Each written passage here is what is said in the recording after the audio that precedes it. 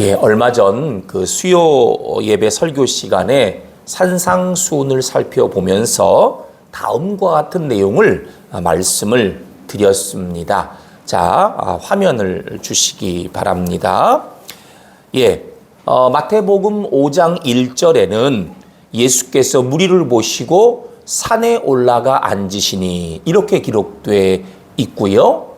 근데 누가복음 6장 17절에는 예수께서 그들과 함께 내려오사 평지에 서시니 이렇게 기록되어 있습니다. 서로 다르지요? 예. 이렇게 마태복음과 누가복음이 다르게 기록됐는데 왜 이렇게 다르게 기록됐느냐 하면 관점이 다르기 때문이다 말씀을 드렸어요. 그러니까 어느 한쪽이 맞고 어느 한쪽이 틀린 그런 게 아니라 마태복음을 기록한 마태의 관점과 누가복음을 기록한 이 누가의 관점이 서로 다르기 때문이다 이렇게 말씀을 드렸는데, 누가복음이 가지고 있는 다른 복음서와는 다른 중요한 관점 중에 하나가 바로 기도입니다. 기도예요. 물론 다른 복음서에도 마태복음, 마가복음, 요한복음에도 기도에 관한 내용, 기도에 관한 사건 있습니다. 그런데 누가복음은 복음서 중에서 기도에 대해 가장 특별한 관심을 기울이고 있다. 그 중에서도 기도하시는 예수님에 대해서, 예수님의 기도에 대해서 누가복음은 가장 크게, 가장 특별하게 관심을 기울이고 있다라는 거예요. 자, 예를 들어서 예수님께서 요단강에서 세례 받으시는 장면을 보면 누가복음에서는요, 다른 복음서와는 조금 다르게 기록되어 있어요. 자, 화면 주시기 바랍니다. 자, 차이를 발견하실 수 있겠습니까? 예. 마태복음에서는 1번이죠. 마태복음에서는 예수님께서 세례를 받으신 다음 성령께서 임하신 것으로 그렇게 기록되고 있어요. 세례, 그 다음에 성령의 임재예요. 사실 마태복음만 그런 것이 아니라 마가복음도 그렇고 요한복음도 그래요. 세례 받으시고 세례 그 다음 성령의 임재. 그런데 누가복음에서는 그렇지 않아요.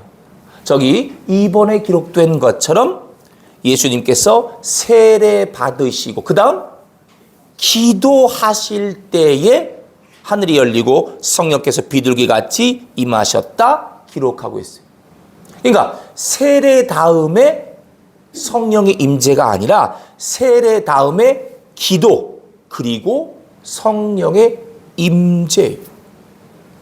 자, 이처럼 누가복음에서는요, 예수님께 성령이 임한 사건을 곧바로 세례와 연결시키기보다는 기도와 연결시킬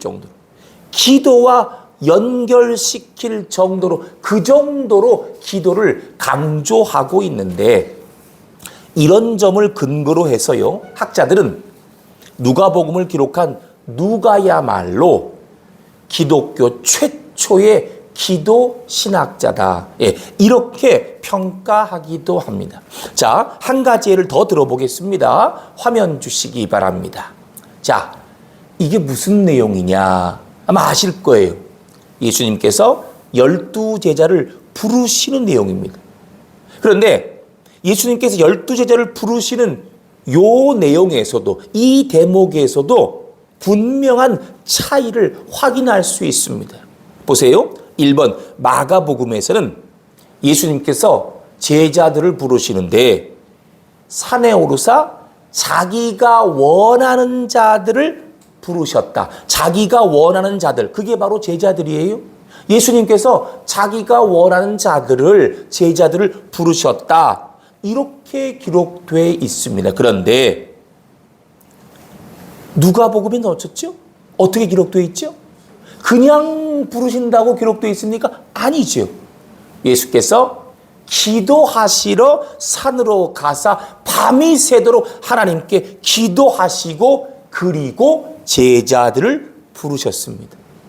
이렇게 제자들을 부르시는 장면에서도 누가복음은 예수님의 기도를 강조하고 있습니다. 이것만이 아닙니다. 주기도문에 대해서도 누가복음은 예수님의 기도를 강조하고 있습니다. 자, 화면 주시기 바랍니다. 이건 누가복음인데 일단 마태복음을 먼저 말씀드리면 마태복음에서는 예수님께서 여러 가지 교훈을 말씀하시던 도중에 제자들에게 주기도문을 가르쳐 주신 것으로 그렇게 기록하고 있어요. 예수님께서 여러 가지 교훈을 말씀하시다가 그 중에 하나로서 기도에 관해 주기도문을 가르쳐 주셨다. 이렇게 기록하고 있습니다. 그런데 누가복음에서는 어떻습니까? 저 맨 처음을 보세요. 예수께서 한 곳에서 기도하시고 마치심에 그렇게 되어 있습니다. 자, 그러니까 이게 무슨 말이냐? 예수님께서 열심히 기도하시는 모습을 보고 감동을 받은 제자 중 한 명이 나와서 예수님, 우리에게도 기도를 가르쳐 주세요. 이렇게 기도하는 법을 가르쳐 달라고 요청해서 그래서 주기도문을 가르쳐 주신 곳으로 이렇게 누가복음에서는 기록하고 있다라는 겁니다. 주기도문에서도 기도하는 것을 강조하고 있습니다. 자, 한 가지만 더 예를 들어 보겠습니다. 화면 주시기 바랍니다. 이것은 가상칠언, 즉 예수님께서 십자가에 달리셔서 남기신 7마디 말씀, 가상칠언. 예수님께서 십자가에 달리셔서 남기신 7마디 말씀 중 2가지 말씀입니다. 첫 번째 말씀과 마지막 말씀이. 이것은 가상칠언 중에서도 기도입니다. 즉 예수님께서 십자가에서 말할 수 없는 고통을 당하시는 그 가운데 하나님께 드렸던 예수님의 공생의 최후 마지막 기도예요. 예수님의 이 기도는 오직 누가복음에만 기록돼 있습니다. 자, 이와 같이 누가의 눈에 비친 예수님은 기도로 공생애를 시작하시고 기도로 공생애를 끝마치신 분이었습니다. 뿐만 아니라 공생애 동안 시시때때로 중요한 순간마다 중요할 때마다 기도하시는 분이셨습니다. 누가의 관점에서 볼 때 예수님은 무엇보다 기도하시는 분이셨어요. 오늘 본문 말씀은 예수님의 변화산 사건입니다. 예수님께서 베드로와 요한과 야고보를 데리고 높은 산에 올라가셨는데 그곳에서, 그 산에서 예수님의 용모가 변화되고 예수님이 입으신 옷이 아주 광채가 났다. 휘어져서 광채가 났다. 그런 내용의 기사입니다. 이런 이 예수님의 변화산 사건은요, 마태복음에도 기록되어 있고요, 마가복음에도 기록되어 있습니다. 그런데 앞서 비교했던 그 다른 내용들처럼 누가는 좀 다른 복음서와는 뭔가 다른 복음서와는 뭔가 다른 그 무엇인가를 강조하고 있습니다. 다른 복음서와는 다른 무엇인가를 누가는 강조하고 있다. 그것이 무엇이겠습니까? 누가복음에 기록된 예수님의 변화산 사건을 통해 강조되는 것은 첫째, 예수님께서 변화되신 것은 바로 기도하실 때였다. 예수님께서 변화되신 것은 바로 기도하실 때였다라는 사실입니다. 자, 같이 화면 통해 우리 본문 28절, 29절 함께 읽도록 하겠습니다. 시작. 예수께서 베드로와 요한과 야고보를 데리고 기도하시러 산에 올라가사 기도하실 때에 용모가 변화되고 그 옷이 휘어져 광채가 나더라. 아멘. 그렇습니다.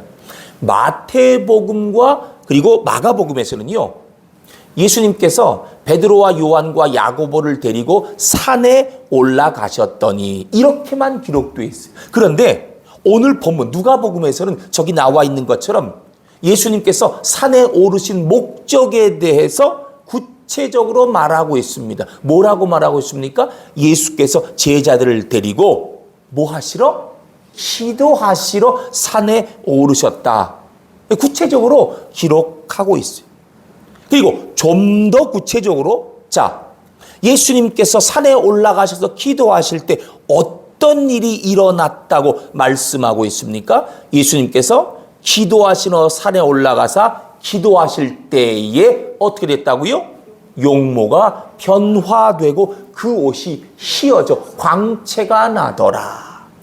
예수님의 용모가 변화되고 그 옷이 휘어져 광채가 났다는 이것은 예수님의 신성, 예수님의 신성을 간접적으로 나타내는 것인데, 이러한 예수님의 변화, 이러한 예수님의 변화에서 중요한 것은 뭐죠? 예수님께서 기도하실 때 변화가 일어났다라는 것입니다. 다시 한번 보십시오. 예수께서 베드로와 요한과 야고보를 데리고 기도하시러 산에 올라가사 언제? 기도하실 때에 변화되었다. 자, 그러니까 누가복음에서 우리에게 강조하며 전달하고자 하는 게 바로 이것. 무엇을 통한 변화이다? 기도를 통한 변화이다. 기도를 통한 변화이다. 바로 그것을 강조하고 있다라는 거예요. 교회 여러분, 오늘 본문에서 예수님께서 보여주고 계시듯이 기도하는 사람에게는 반드시 변화가 일어납니다. 물론 오늘 본문에서 예수님께서 보여주시는 것 같은 예수님과 똑같은 그런 변화는 아닙니다. 어떤 변화입니까?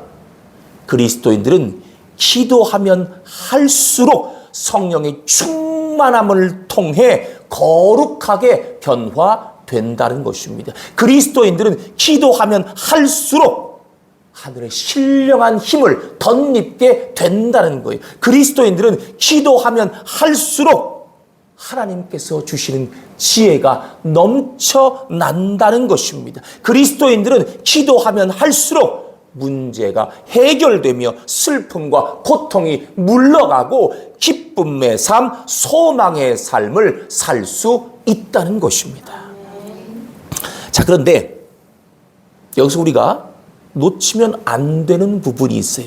다 같이 화면을 통해 본문 32절 함께 읽도록 하겠습니다. 시작. 베드로와 및 함께 있는 자들이 깊이 졸다가 온전히 깨어나 예수의 영광과 및 함께 선 두 사람을 보더니, 여러분, 베드로와 야고보와 요한이 지금 뭐 하고 있습니까?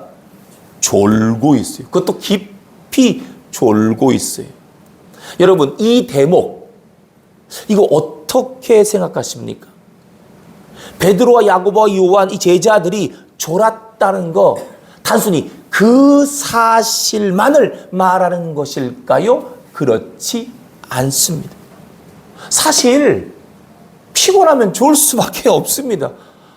사람인데 육체적인 피곤함을 어떻게 이길 수 있겠어요? 세상에서 제일 무거운 게 뭐예요? 졸릴 때 눈꺼풀이잖아요. 어쩔 수 없어요. 네. 여기서 강조하는 것은, 잘 들으십시오, 육체적인 피곤함이 있어도 그것을 무조건 이기고 기도해야 한다. 아무리 피곤해도, 아무리 졸려도 무조건 그것을 이기고 기도해야 된다. 그런 게 아니에요. 또한 육체적인 피곤함을 이기지 못한 제자들의 아주 나약한 모습, 참 제자들은 나약하네, 이런 제자들의 나약한 모습, 거기에 초점이 있는 것도 아닙니다. 여기서 강조하는 것은 기도하지 않은 사람의 그 다음 모습입니다. 다시 말해, 기도하지 않는 사람은 기도하지 않았기 때문에 이러이러한 모습을 가지게 된다는 것을 보여주는 것, 거기에 초점이 있다는 거예요. 여러분, 기도하지 않는 사람 어떤 모습을 갖게 됩니까? 다 같이 화면 통해 본문 33절 함께 읽겠습니다. 시작. 두 사람이 떠날 때에 베드로가 예수께 여짜오되 주여 우리가 여기 있는 것이 좋사오니 우리가 초막셋을 짓되 하나는 주를 위하여 하나는 모세를 위하여 하나는 엘리야를 위하여 하사이다 하되 자기가 하는 말을 자기도 알지 못하더라. 아멘. 기도해야 하는 시간에 기도하지 못하고 꾸벅꾸벅 졸다가 기도하지 못한 베드로는 모세와 엘리야가 나타나 예수님과 대화하는 그 중요한 내용을 놓치고 말았어요. 졸다가 깼을 때는 이미 대화가 다 끝난 후였습니다. 즉 중요한 대화가 다 끝난 후에야 그제서야 깨서 중요한 내용은, 그 대화 내용은 전혀 알지도 못한 채 예수님과 모세와 엘리야를 위해서 초막셋을 짓겠다, 이런 엉뚱한 소리만 하고 있는 것입니다. 33절 마지막 부분을 보세요. 자기가 하는 말을 하나도 알지 못했다, 이렇게 기록되어 있습니다. 그러니까 기도하지 않은 베드로는 기도하지 못했기 때문에, 기도하지 않았기 때문에 반드시 들어야 할 중요한 그 말은 듣지 못한 채 엉뚱한 말만 갈팡질팡 횡설수설하고 있다라는 것입니다. 여러분, 오늘 본문에서 강조하는 게 이거예요. 기도하지 않은 사람, 이렇게 되는 것입니다. 기도하지 않으면 하나님의 뜻을 깨달을 수 없습니다. 기도하지 않으면 영적인 눈이 열리지 않습니다. 기도하지 않으면 자신의 삶을 자기 혼자 힘으로만 어렵게 끌고 가는 것입니다. 기도하면 하나님 주시는 힘을 통해서, 하늘의 힘을 덧입어서 내 인생을 힘차게 살아갈 수 있는데, 기도하지 않았기 때문에 나 혼자 자기 혼자 힘만으로 어렵게 끙끙대며 걸어가는 거예요. 오늘날 일부이지만 예수 믿는 사람들 가운데 일부가 기도를 고대 시대, 아주 옛날 옛적 고대 시대의 일종의 미신적인 유산으로 간주하기도 합니다. 그러니까 쉽게 말해 한마디로 이건 옛날에나 그랬던 거지요. 옛날 아주 고대 시대에다 그랬던 거죠. 오늘날도 그렇습니까? 요즘도 그렇습니까? 그렇지 않죠. 이런 스타일, 이런 모습, 이런 자세를 보이는 사람이 있어요. 근데 여러분, 그런 사람들은 기도해본 경험이 없는 사람이에요. 기도의 힘이 무엇인지, 기도가 가져오는 역사가 무엇인지, 기도를 통해 하나님께서 내 삶에 어떻게 역사하시는지 그런 경험이 없는 사람들이에요. 여러분, 변화산의 기적, 예수님께서 기도하실 때 그때 일어났습니다. 참고로요, 그것만이 아니에요. 변화산 사건이 있은 직후, 그 바로 다음에 예수님께서 귀신 들린 자를 고치셨거든요. 그 그 모습을 본 제자들이 예수님, 왜 우리들은 예수님처럼 귀신을 쫓아내지 못하는 겁니까? 이렇게 질문을 했어요. 그러자 예수님께서 이렇게 대답을 하셨습니다. 다 같이 화면 통해 마가복음 9장 29절 함께 읽겠습니다. 시작. 이르시되 기도 외 다른 것으로는 이런 종류가 나갈 수 없느니라 하시니라. 아멘. 그렇습니다.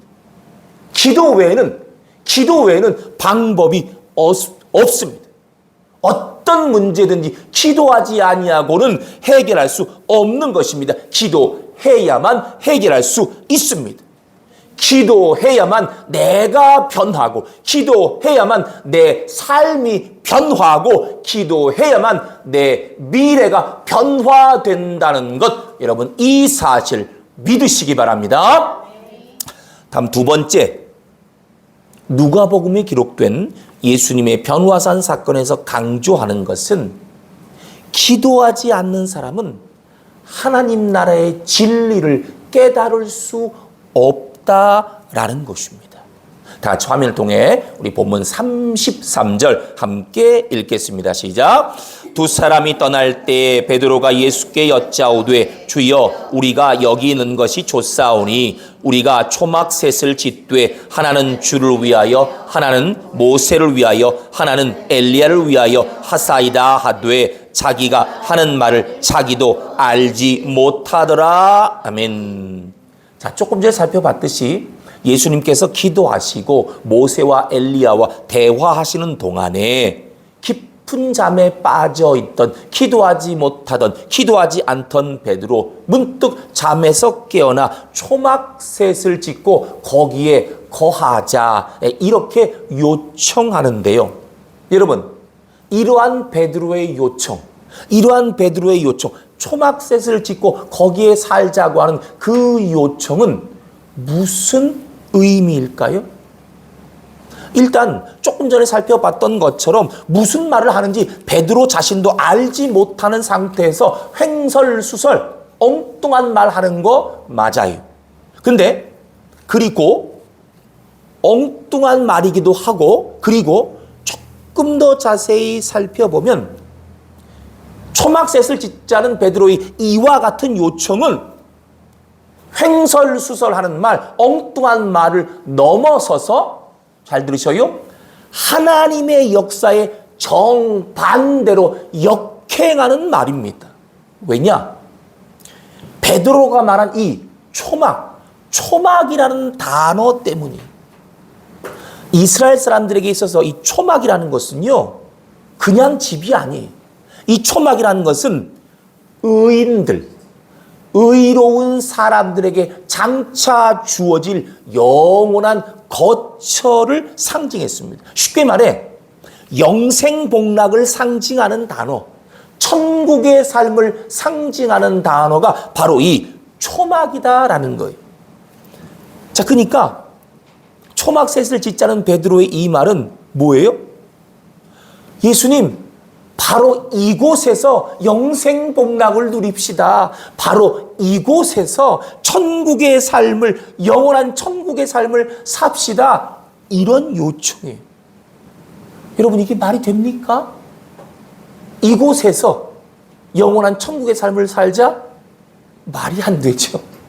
이거 뭐 평가할, 대답할 가치가 없는 거예요.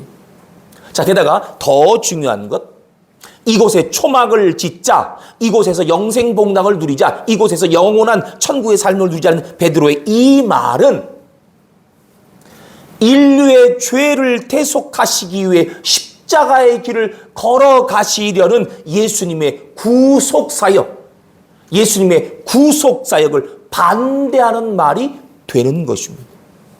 자, 본문 31절을 보세요. 예수께서 모세와 엘리야와 함께 뭐에 대해 말씀하고 계십니까? 본문 31절, 우리 다 같이 화면 통해 31절 함께 읽도록 하겠습니다. 시작. 영광 중에 나타나서 장차 예수께서 예루살렘에서 별세하실 것을 말할세. 그렇습니다.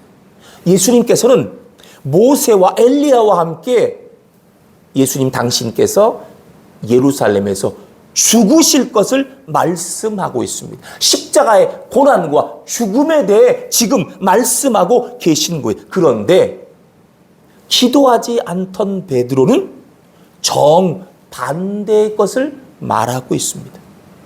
예수님께서는 고난을 말씀하고 계신데, 죽음을 말씀하고 계신데, 베드로는 황홀한 천국의 삶을 말하고 있습니다.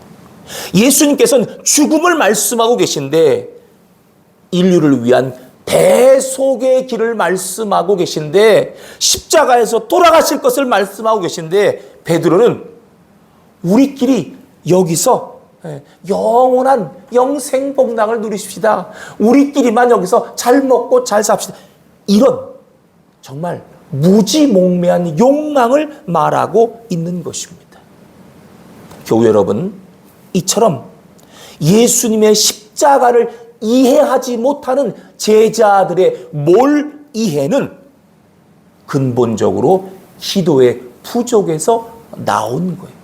다시 말해, 기도하지 않는 사람은 하나님 나라의 진리를, 성경의 진리를, 우리 주님께서 가르쳐 주시는 참다운 진리를 깨달을 수 없는 것입니다. 제 아무리 10년, 20년, 30년 평생 동안 예배당 뜰을 밟고 다녀도 기도하지 않는 사람, 하나님의 일을 감당할 수 없습니다. 자기 스스로는 하나님의 일을, 교회의 일을 감당한다고 생각할지 몰라도 기도하지 않는 사람, 하나님의 일을 깨달을 수도 없고 하나님의 일을 감당할 수도 없는 것입니다. 마지막으로 우리나라의 기독교가 처음 전해졌을 때 일화 한 가지 말씀드리고 오늘 설교를 마치도록 하겠습니다. 기독교가 우리나라에 처음 전래됐을 때 오늘날과는 사정이 매우 달랐습니다. 그때는 기독교를 야소교라고 했어요. 야소라는 것은 예수라는 말의 한자식 표현입니다. 근데 이 야소교, 기독교에 대한 박해가 얼마나 그때는 극심했던지, 예수 믿는 사람들은 가족으로부터, 가문으로부터, 마을, 나라로부터 큰 핍박을 받아야 했어요. 그래서 많은 경우에 있어서 예수를 믿는다는 것은 곧 내 생명을 내거는 일을 의미했기 때문에, 그래서 그때는 아주 비밀리에, 비밀단체처럼 은밀하게 기독교 신앙을 지켜야 했습니다. 그래서 나라에서는 사람을 풀어서 야소교 신자들을 찾아내려고 무진 애를 썼는데, 근데 이제 이런 사람들 가운데 신바람이 나서 기독교 신자들을 찾아내서 밀고 하는 그 일에 앞장서는 사람들이 있었습니다. 자, 그런데 이런 그 밀고자들 중에 기독교 신자를 찾아내는 일에 귀신이라는 별명을 가진 사람이 있었어요. 이 사람은 아주 젊은 사람이었는데 정말 말 그대로 귀신처럼 기독교 신자들을 탁탁 찾아낸다고 해서, 그래서 귀신, 이런 별명이 붙었는데, 한번 어떤 사람이 이 사람에게 물었습니다. 아니, 어떻게 그렇게 정확하게 기독교 신자를 잘 찾아내느냐? 그 비법이 뭐냐? 물었습니다. 그랬더니 이 젊은이의 야소교 신자를 가려내는 비법, 의외로 간단했습니다. 그것은 버선코와 무릎살을 만져보면 안다라는 것이었어요. 버선코와 무릎살을 만져보면 안다. 무슨 뜻입니까? 야소교 신자들, 예수쟁이들은 언제나 무릎을 꿇고 기도하기 때문에 눌려있을 이유가 없는 버선코가 눌려있고, 또 그렇기 때문에 무릎에 단단한 굳은 살이 박혀있다라는 것이었습니다. 그래서 버선코와 무릎살을 만져보면 기독교 신자인지 안다. 교우 여러분, 사도 바울은 갈라디아 6장 17절에서 내가 내 몸에 예수의 흔적을 가졌노라 고백했습니다. 오늘 우리에게는 예수 믿는 무슨 흔적이 있습니까? 눌려진 버선코와 옹이 박힌 무릎살, 그런 예수의 흔적을 내 몸에 갖고 있습니까? 사랑하는 교우 여러분 모두의 무릎에 굳은 살이 박힐 수 있기를, 여러분 모두 무릎 꿇는 기도의 사람이 꼭 되시길 주님의 이름으로 간절히 축복합니다. 이 시간 마지막으로 찬양, 기도의 능력 찬양 드리면서 올 수 있는 말씀 심령에 새기도록 하겠습니다.